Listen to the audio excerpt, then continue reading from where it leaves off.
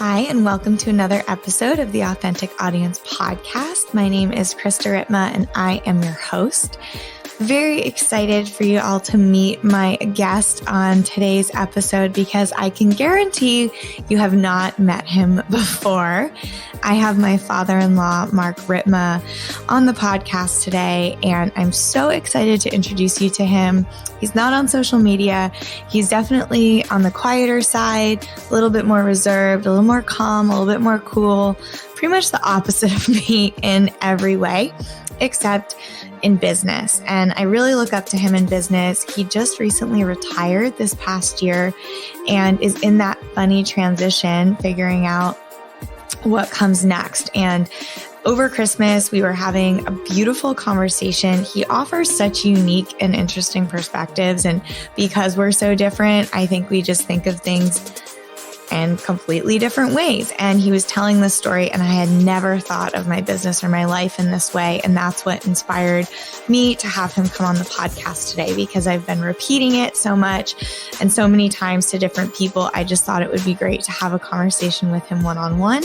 It's also super fun because Clay and I just moved to Santa Cruz this week, where he lives with my mother-in-law. So we got to do this episode together one-on-one.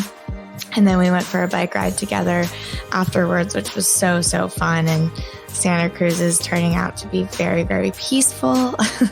I'm really happy we made the decision to move here. So anyway, on today's episode, we talk about this transition after retirement, his identity, sort of the myth that he's lived by for the past 40-some years in business decisions he's made. He was really high up in Silicon Valley early on. He had interviewed with Steve Jobs at one point and really in the thick of Silicon Valley in the late 80s and early 90s.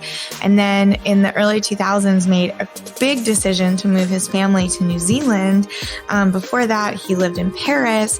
So he's really made some interesting and cool business decisions that I really respect and admire. So on this episode, I also ask him his advice for millennials. We talk about inauthentic and authentic business moments and how business has or hasn't changed very much over the last 40 years. I think it's really important that we learn from people before us. I think our parents are, our first gurus, our first teachers, and it's kind of fun now having a new set of parents to learn from that have totally different views and sort of ways of thinking and living than my own parents. So it's been a beautiful journey getting to know Mark as a father-in-law and as a friend and as somebody I look up to. I really enjoyed recording this episode. I learned a lot, and I'm sure you will too. As a software engineer and executive in Silicon Valley, Mark Ripma helped 3 startups grow into global companies. Executive roles have included Director of European Development and Director of Advanced Manufacturing Systems at the Ask Group, Director of Integration Projects at Cisco Systems, and Vice President of Customer Success at PeopleSoft, which is now Oracle. Most recently, Mark was the former CEO of DB Visit, and Mark is my father-in-law. Welcome, Mark. Thank you, Krista. How are you feeling? Oh, I'm feeling pretty good. Are you feeling pressured? No, I don't feel pressured. I welcome the opportunity to talk to you. Amazing. So usually I start with talking to people about how we met, if we know each other. Yes. Do you remember how we met? Well, we met through Clay because you married him, and that, Do you remember when we met? Together. Oh, I can tell you. Okay, why don't you do that? We were in Mariposa. Oh, yes, you came up to Mariposa. I came up to Mariposa, and Mary, my mother-in-law, showed me Clay's baby book within 5 minutes of arriving. Yeah. So we met up there at the ranch, and we have been friends ever since. Yes, we have been friends. Yeah, and now we're family, so that's fun. Now we're family. I like it because I feel like we would have never met. I would have never met the Ripmas. We don't have a ton in common.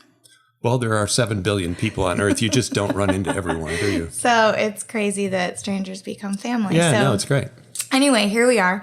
And it's funny because we met at the start of my career. We just formed Authentic Audience and sort of at the end of your career. Yes. And I feel like we've learned a lot from you starting this business, and you have a very interesting take on business that is why I asked you on the podcast today, because I think it just is a lot simpler than people sort of make it out to be.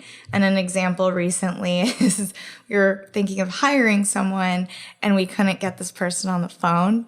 And you calmly from the other room were like, that's probably what it's going to be like if you hire them. And it's like obvious, but I think people like to complicate things. And anyway, so you've recently retired.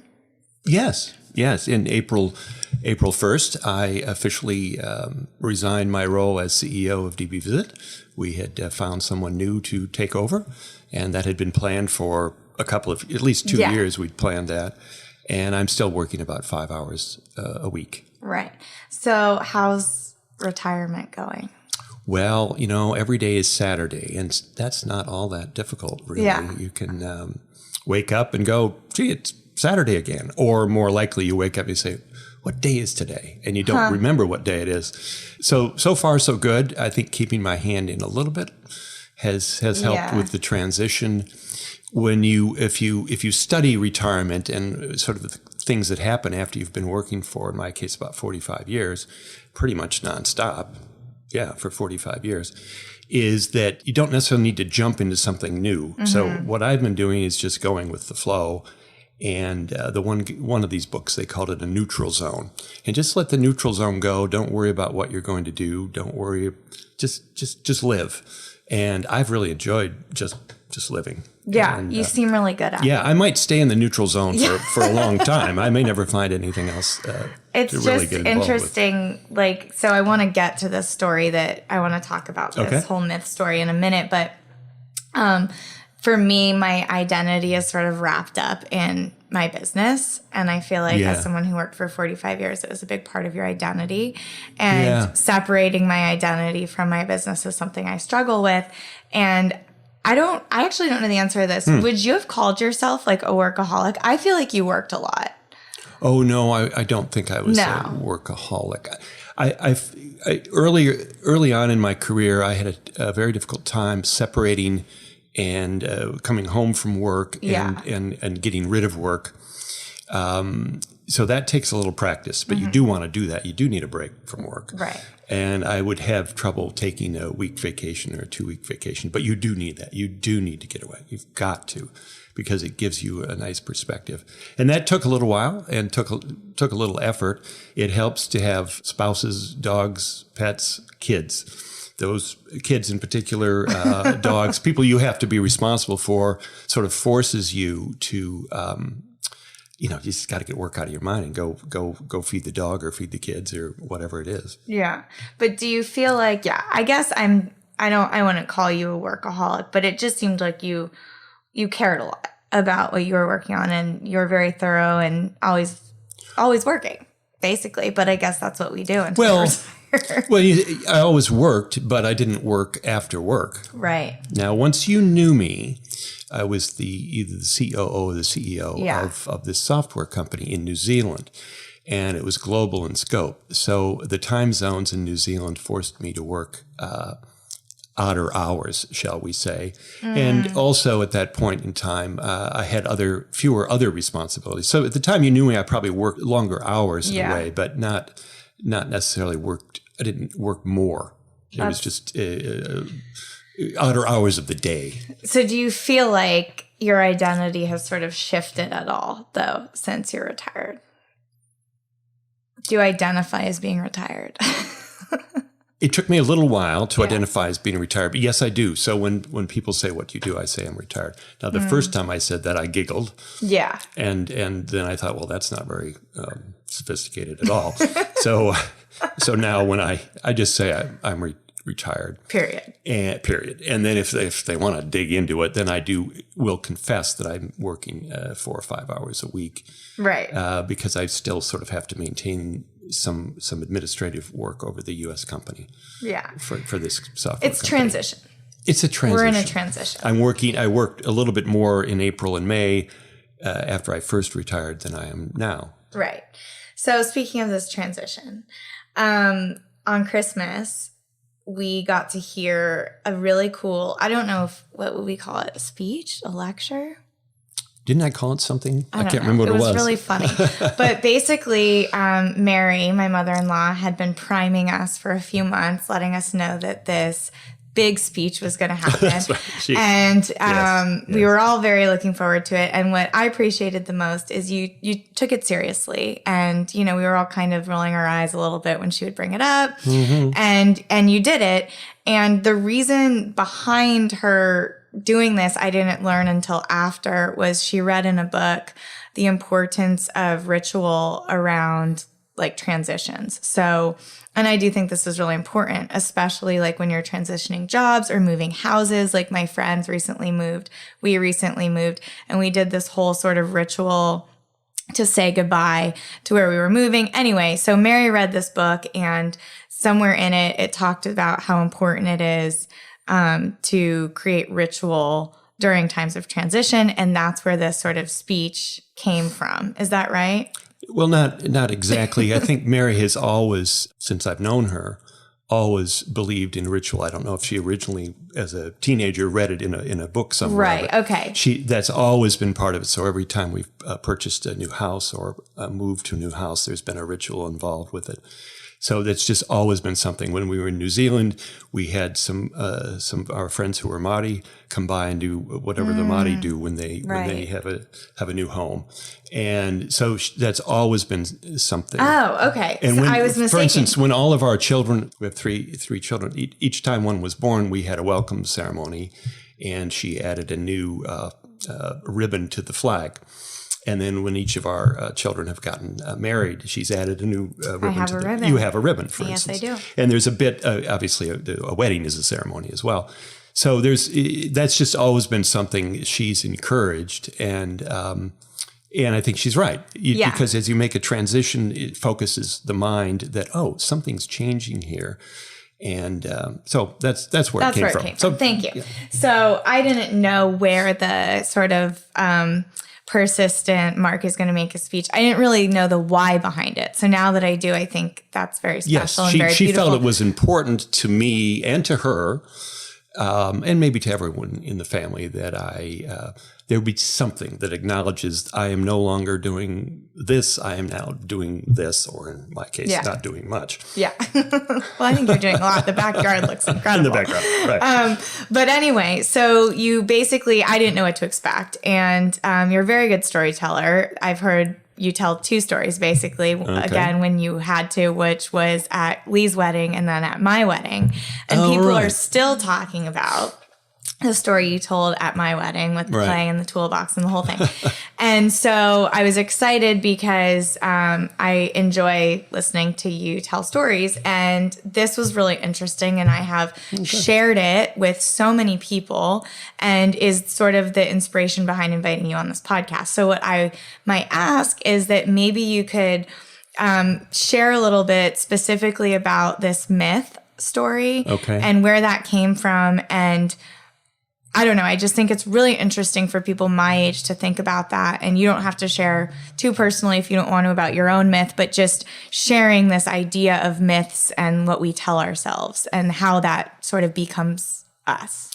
Well, yes, I guess I had sometime as a teenager, somewhere in there, I just had a vision of the type of person I am, sort of my hero, if you will, was someone who traveled the world solving interesting problems and helping people. I'm not.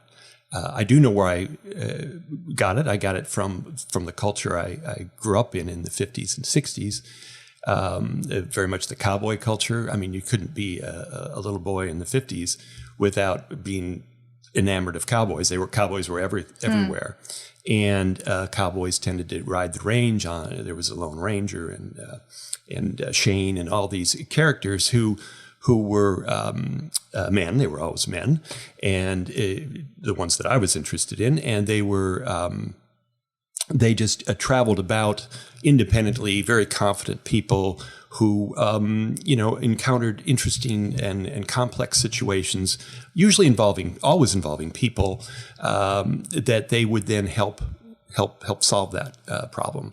And they were always sort of honorable men, and that sort of instilled in me that's the kind of hero I wanted to be, if you will. And also, as I mentioned when we spoke before, or when I was telling about the myth, for me, then Ernest Hemingway just grabbed me, and I think he grabbed a lot of young people, at least in the 60s when I was 16, 17 years old, and 18, and really influenced me. And he traveled to Europe and did interesting things and fought in the Spanish Civil War and did all these things. And I always had that impression that was what I was going to do. And I didn't know how I was going to do it. I didn't know what I was going to be doing. I just was going to be doing that. I knew it was going to be on airplanes and not on horseback, for instance. But, and when you have a myth like that, you really want to make it real, because if you don't make it real, if you don't actually live it, then it's just a fantasy. Right. And that's maybe fine, but I wanted it to be real, I guess. And so I did it. Well, you did it. Yeah, I did it. And that's what I did. I did travel around the world, and I did go sort of help people. You moved your family to Europe at one point? Yes, we moved to Paris for a couple of years, and we set up a company within a company. And we eventually moved to New Zealand for 6 years, doing similar sorts of things. Yeah. And it was all around software. Of course, when I was a little boy, there was no software, so there was no software industry. And I could never have envisioned that. And so, yeah, that was my myth, and I tried to live it. Yeah. The other part that you shared that I find really fascinating is the sort of anonymous part. Yes. Because I think so many millennials, and the thing that resonated most with me about that story was that part of the myth was the cowboy would sort of go into this town, save the town, and then leave, and everyone would be left wondering, who was that guy? Was that guy? Yeah, I always really liked that concept of doing, if you will, good deeds, and no one knew who you were, Which is the Lone Ranger with a mask. I mean, literally, people don't know, who is that guy? Yeah. And boy, he really helped us out. And just that feeling that people really did appreciate what you did, and they really did like you they liked you. Yeah. But they didn't know really who you were or anything about you, and they might never see you again. I don't know, for some reason that really grabbed me. What a great way for people to like you. It's just for who you were without any prejudice. I guess it was just based on who you were. And then you did it. And I think what's so interesting to me about this story and this myth that you shared with us that you then ended up living was, and I think, would you call that myth also sort of your why? Like, because now is like sort of the buzzword is like your why or your mission or your purpose.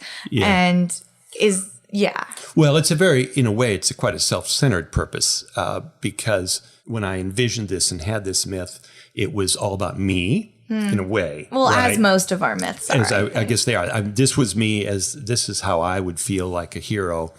And of course I was helping these other people. So those were my good deeds.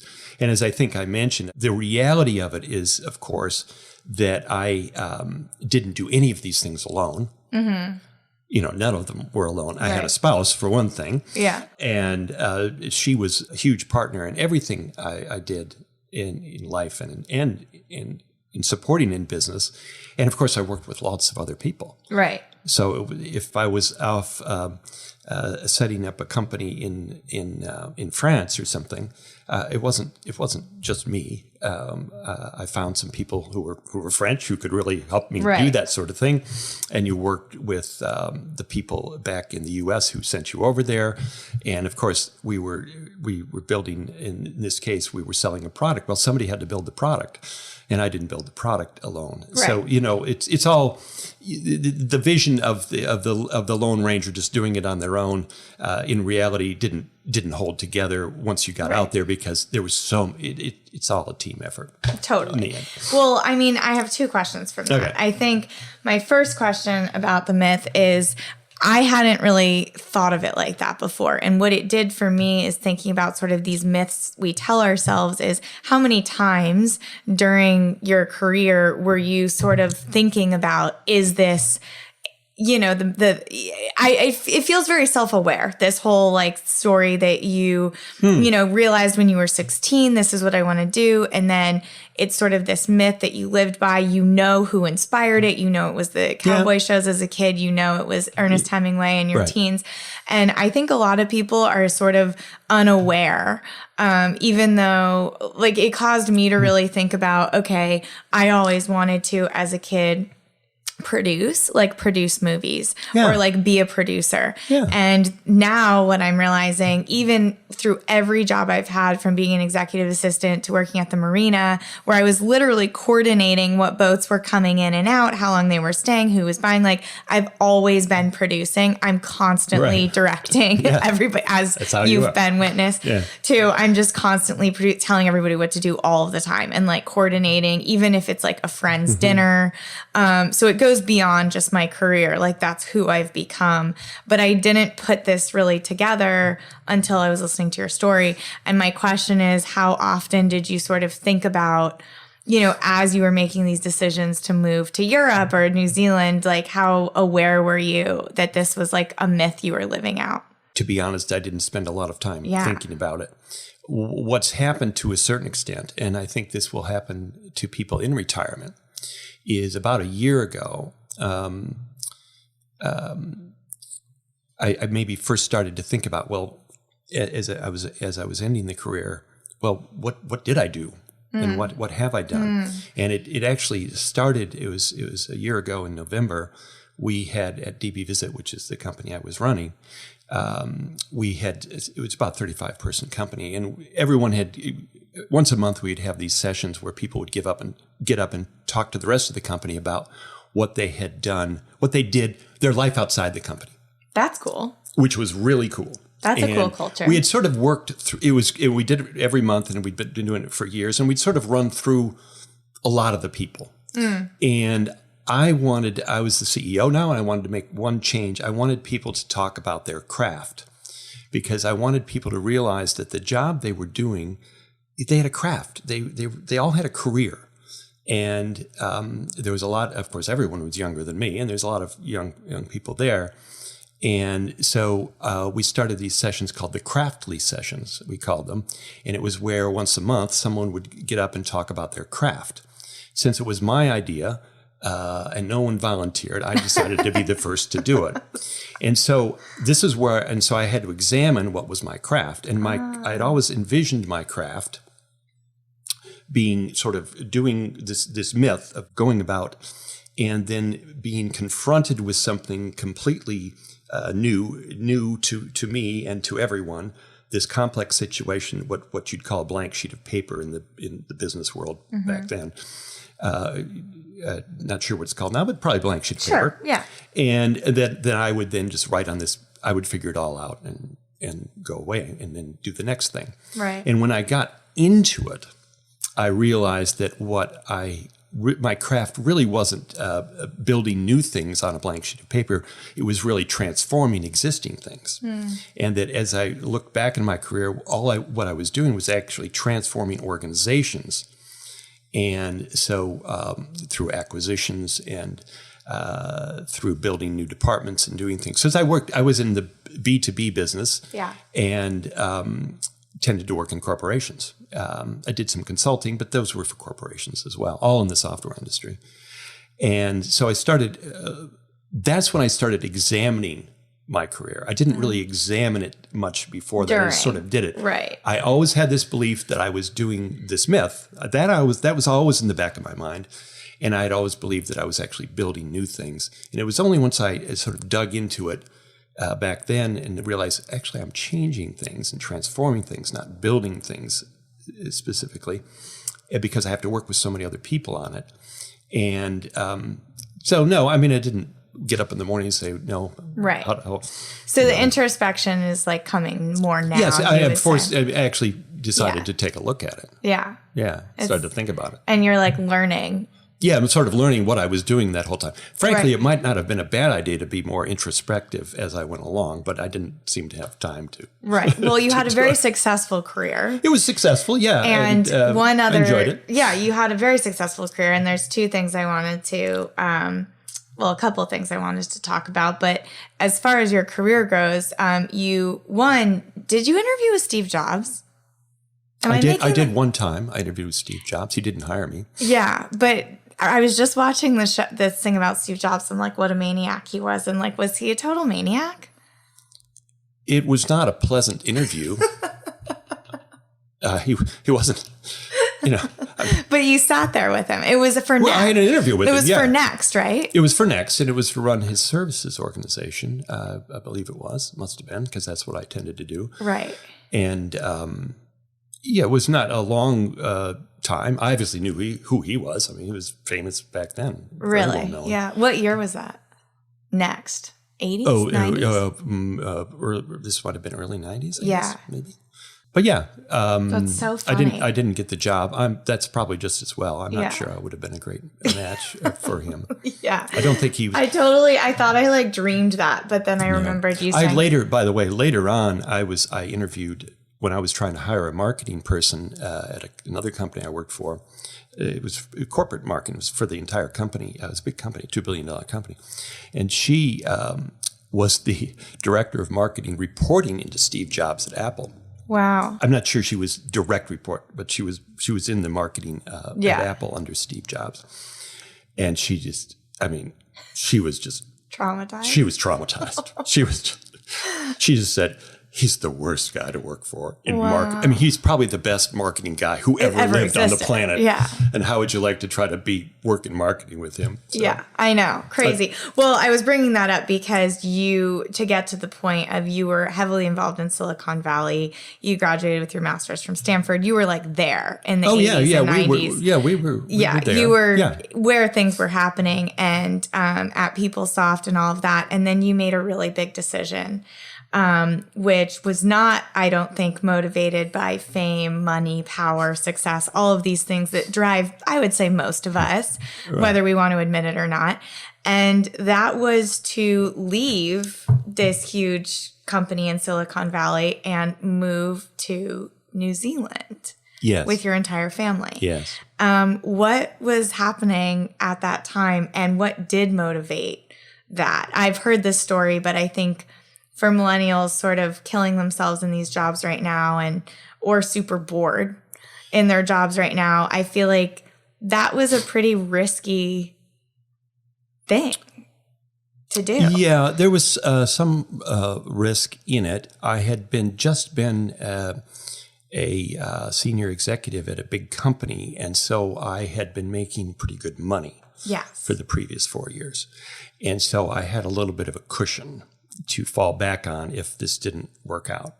And so that, of course, made it made it a little bit easier without getting into all the nitty-gritty details of we wanted to get away from Silicon Valley. And there were things that were not working for us there in Silicon Valley, shall we say. So and we wanted to try something new. So it wasn't all just sort of running away from one place. We also wanted to try something new because we'd been there 28 years. Yeah. I have a friend right now who I'm thinking of that prompted this question, and he will be coming on this podcast when he's legally able to. And he's leaving a huge corporation in New York, and people are just looking at him like he is nuts to leave.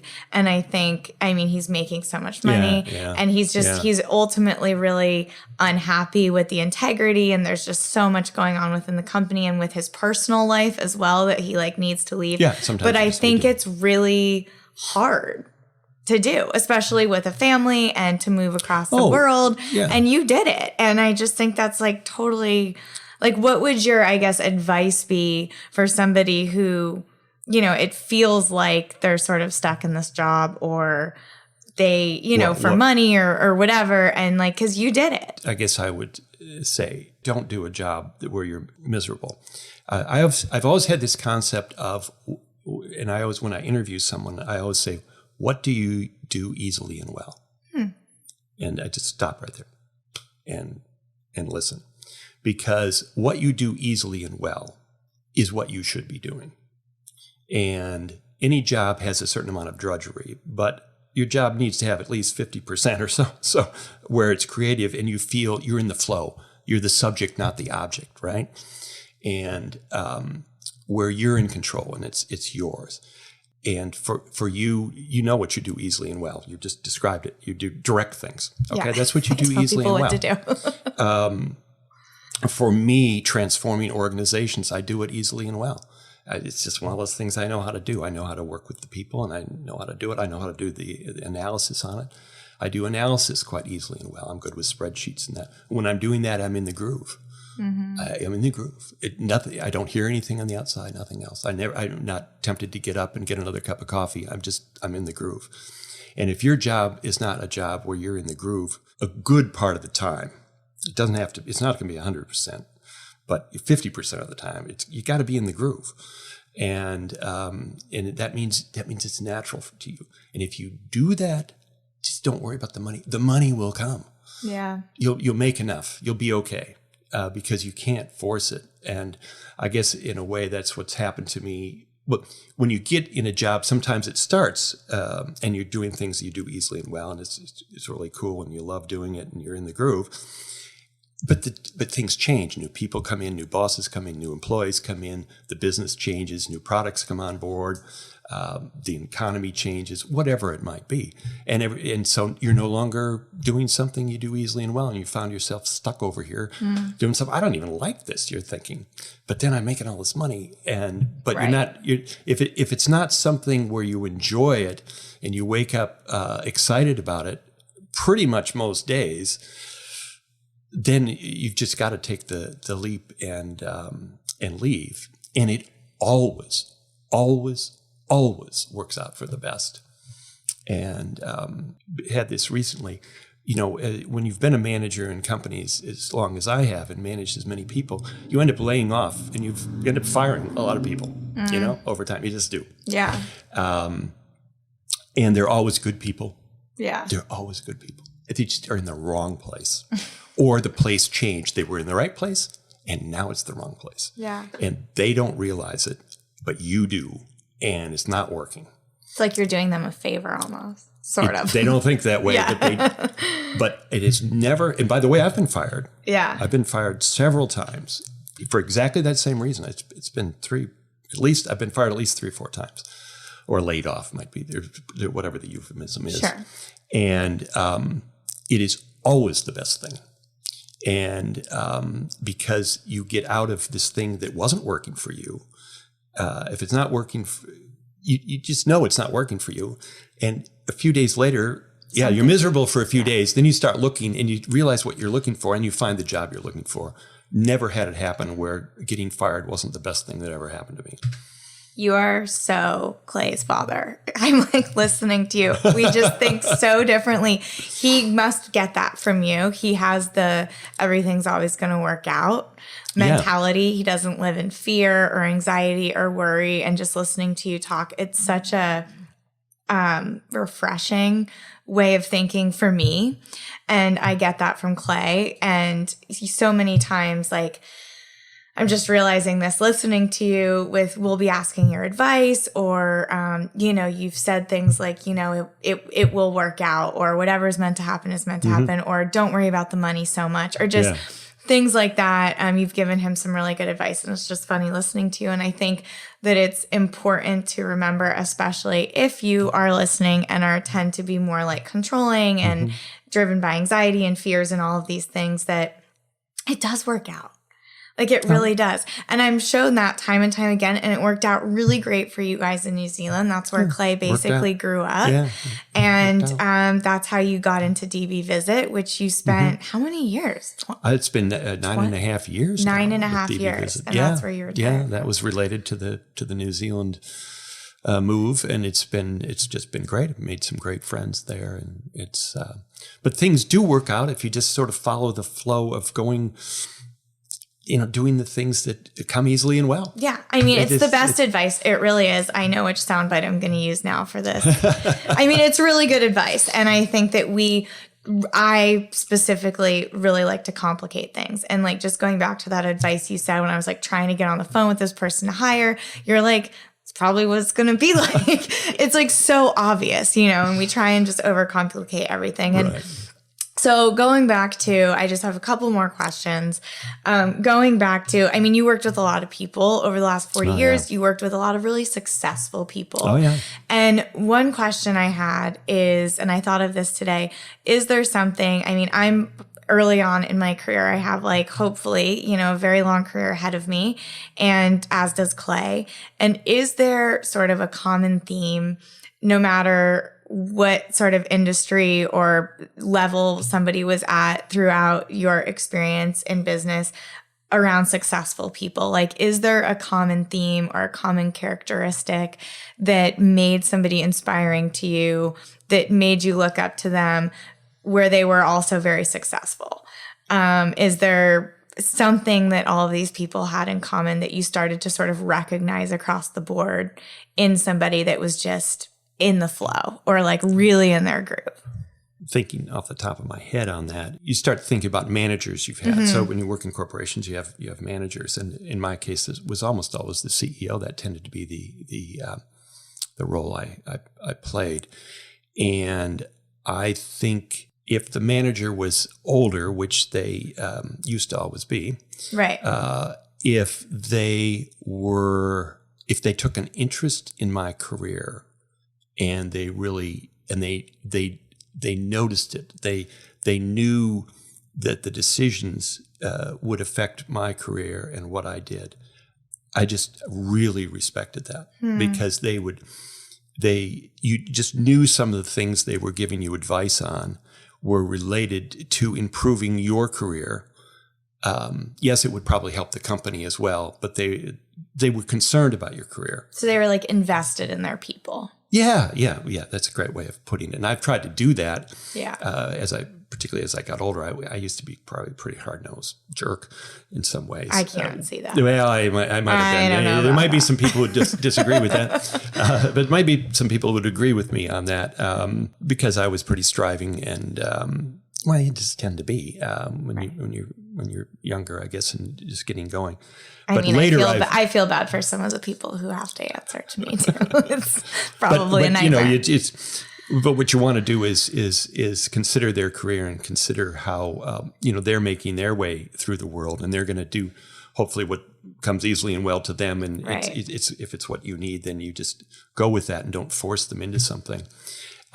For managers I've had who were more peers or even younger, if you work for some of these CEOs in these big companies, how decisive these men and women are. The CEO of my first company was Sandy Kurtzik, and she was obviously a woman, and she's one of the pioneers in Silicon Valley, and that's cool. Yeah, she was not so much on that career side. She was not much older than I was. She was a little bit older. But boy, was she a decisive person, and she was a good person. She definitely cared about her people, but she could make the decision. She could make decisions, and she could just see right through bullshit. Yeah. And most good managers just see through the bullshit. They're not jerks about it, but they just say, "Come on, we tried that before. It didn't work. Right, come on." Right. And just sort of work through.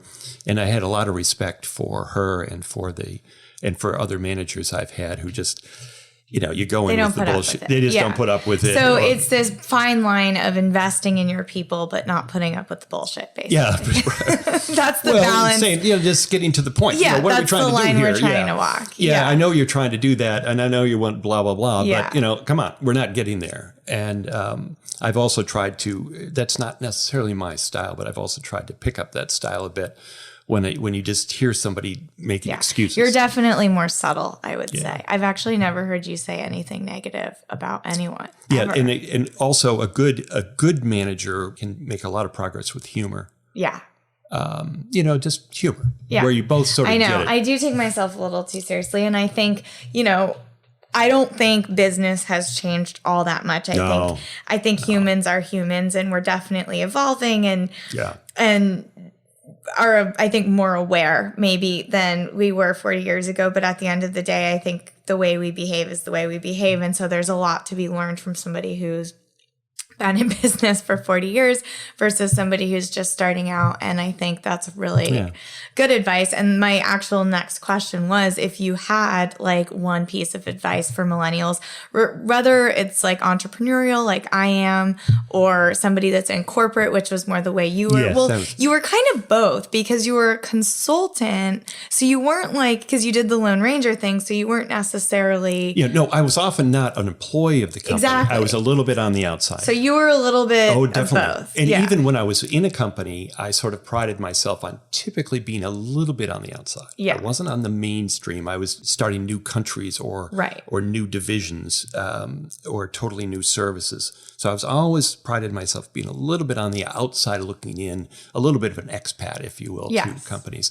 So a bit of that, but it was always with corporations, which it's a bit different than an entrepreneur. Yeah, it's a little bit of both. I definitely think there was an entrepreneurial mindset. Yeah, there's some of that, but I needed other people. I was not one of these guys to literally take a blank piece of paper and build a business for right.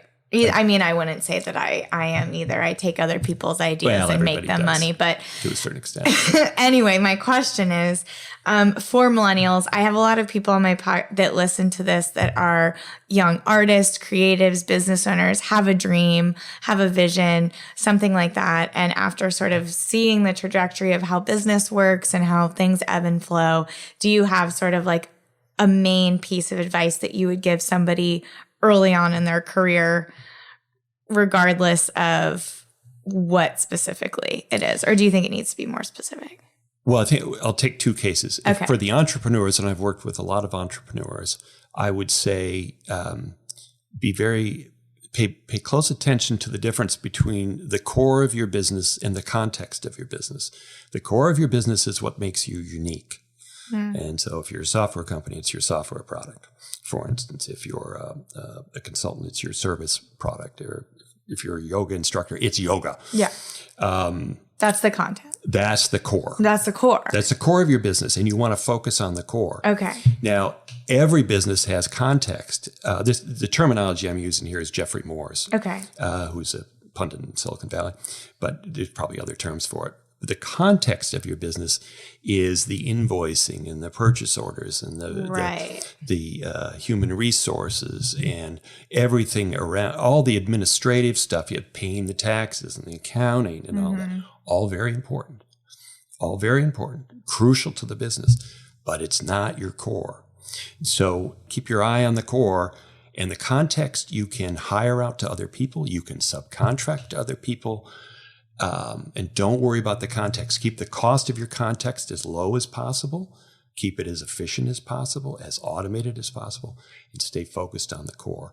Because most companies, as they grow, they get the entrepreneur tries to do too much of the context when they probably are the core. That's literally exactly what we're experiencing right now. Well, yeah. And you don't, you can hire people to do that. Junior people can do it. Yeah. Subcontract, get somebody else to do the payroll, get somebody else to do the accounting.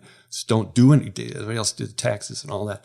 And just keep focused on what makes you unique. Because if you're not unique, you can't cause a price differential to cover your uniqueness, in which case you're a commodity, in which case you're not going to be successful. Right. That's such good advice. For an entrepreneur, because you see that all the time. Oh, very tricky. It's sort of obvious, but it's the core. Well, I get so caught up in what you're calling context of it. Like I was on a 2-hour call today, and finally our strategist goes, you know what, because I'm hiring those people. I'm doing the right thing. I am hiring them. Okay. But I am totally bogged down in how to train them and what they should be doing. And finally today, my strategist was like, hire him tomorrow and put him on a call with me and I will train him. Because she's like, this is not what you should be focusing on. Right. But it still is important. It's still important. And you might even be quite good at it. I'm not. But even if you are good at it, because some Clay is. For instance, and that might be good. He might be your context guy, but there might be people who are good at core and context. They're just very Renaissance people, can do anything. But you really got to still focus. But still, forget it. You may be. There's an old. This is so old, but I'll tell the story. You can cut it out later. But it's Herbert Hoover, back as a president, was a very fast typist. Okay. He was the fastest typist. But he was president of the United States. Right. He could not find anybody who could type as fast as he could. So should he have been doing his own typing? Of course not. even though he was the very best typist. And you run into that with entrepreneurs. They go, totally. Well, I'm the very best at doing this. I say that all the time. I'm the best at this. And it's like, well, that's okay. Hire 2 junior people and let them take 10 times as long, and don't, focus on what differentiates your company. So that's the entrepreneur side. Yeah. I think love that. In the corporate side, stick with what comes easily and well to you. Don't force yourself into things. And if somebody wants to promote you into something that you don't do easily and well, you want to get the promotion because you want the respect and the money and all that. Refashion the job so it continues on with what you do easily and well. Don't just take the job that somebody else had. If you can't say, look, I want that job, but I only want this part of the job because I'm no good at that part of the job. But why don't you give that part over to Phil or Sally or whoever it is, because they're really good at that stuff. Yeah. I mean, it's great advice. I think you should be a mentor. You thought about doing that? I did a little mentoring in New Zealand, actually. They have a mentor society or something. I was a member of that. I mean, I just feel like we should be paying you for this. It's like feel free. Life-changing information here. Thank you. So the last question I have to sort of wrap up here is the same thing I ask every guest. So I did prep you for this. Yes, you did. And we'll start with the inauthentic. And I always think this is the most interesting because we're not perfect people, and we make decisions out of ego and out of fear and, all kinds of things. And those are the things I end up learning the most from. So do you have an example or a time or even an employee's decision or some sort of inauthentic where it wasn't the flow? Oh, my God. I do.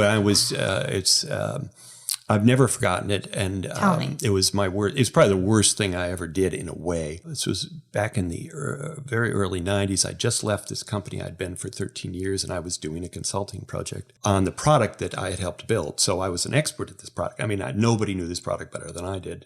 Nobody on earth actually knew the product probably better than I did. And I was consulting for a company that was one of our customers, when I'd been in the company, they were a customer, and they were positioning. Don't need to use the name of the company, but they were positioning to go public. Okay, and they were a high tech manufacturer, and I was brought in to take a look at how they were using the product because they weren't getting the efficiencies and they weren't getting the throughput and the delivery times that they needed, which is pretty crucial if you're delivering hardware. You got to get the product out the door, and this is important stuff because it's material requirements planning, and it's really important. And so I did a little research on it, and I saw that they had implemented it wrong, and they really hadn't implemented it the way it was. They'd done not a very good job of implementing it. So we had a meeting with the CEO of the company and the IT guy and all the senior management, including the production manager. Who's responsible for all this, and he's the one in the hot seat for this company going public. I mean, there's a lot of pressure. Yeah. And God, my ego got in the way. For some reason, I wanted them to think I was really great. And it's like, I was a consultant. They don't need to think I'm great. I didn't realize what I needed to do was make the other people seem really great. I didn't get it. I want to make them heroes, not me a hero. I'm supposed to be the Lone Ranger. I'm not supposed to care about this stuff. What am I doing? But anyway, I didn't know that at the time. I sat down in the meeting.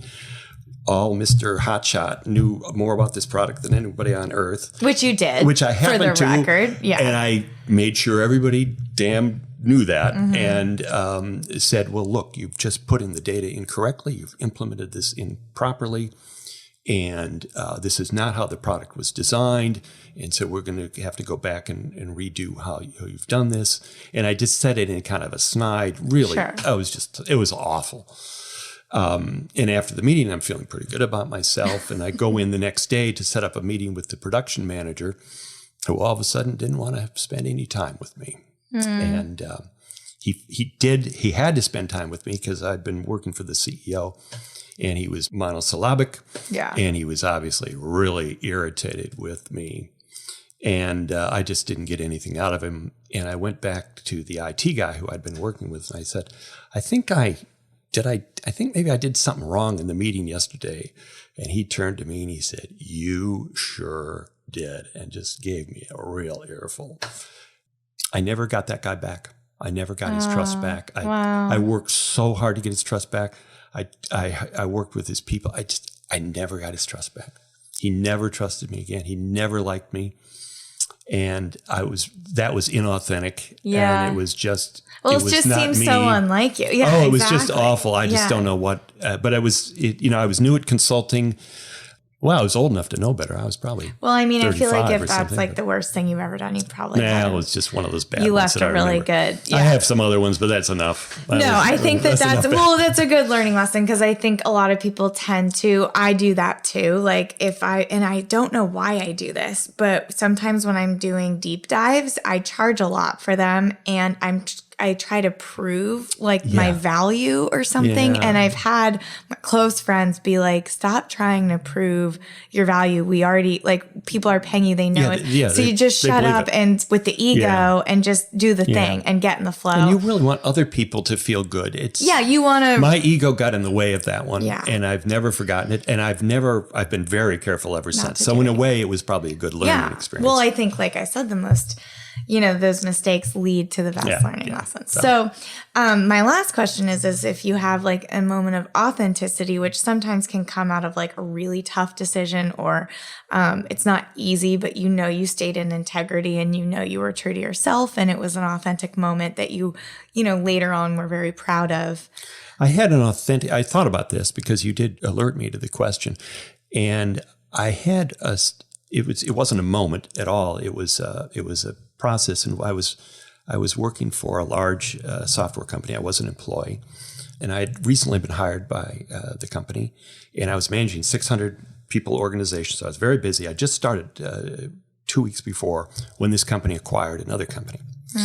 And the company had no experience acquiring companies. It had a couple disasters, but I knew how to acquire companies because I'd worked at Cisco. And I'd managed acquisitions, and I'd also been acquired by Cisco. So I knew about acquisitions. I felt very comfortable with acquisitions. And so they went around the executive table, and nobody wanted to touch this thing. And I said, I just started, but I know how to do an acquisition. I know how to do this. I'll know how to do this. And I did. And I did know how to do it. And I worked for the CEO, and I'd worked for that same CEO before. So I was very comfortable with him. And I knew I had complete authority. So here I was doing something easily and well and being the subject, not the object. I knew what I was doing, and I was good at it. And I went down there, and I know acquisitions are very nerve-wracking for both companies, but particularly for the company being acquired. And I knew that because I'd been acquired, and it sucks to be acquired, frankly. Right.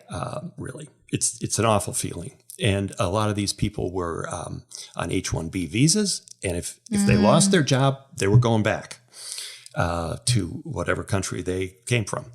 And they were really nervous. And we had no intention of laying anybody off. Matter of fact, that's why we bought the company, is to get all these people to a certain extent. And for the next month, I worked down there every day. I set up an office down there, and I talked to people from morning to night, just making them feel comfortable, telling them it's going to work, and figuring out where they fit in the organization, and organizing things so that everybody's salary was stayed the same. Everybody knew who their manager was.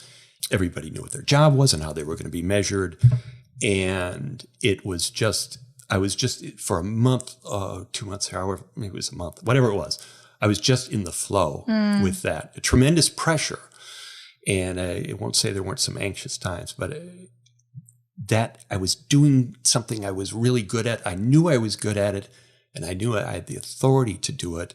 And you spoke up. And I spoke up, and I had chosen it, and it was just a magic month in a way, and it worked great. I mean, it was just fantastic.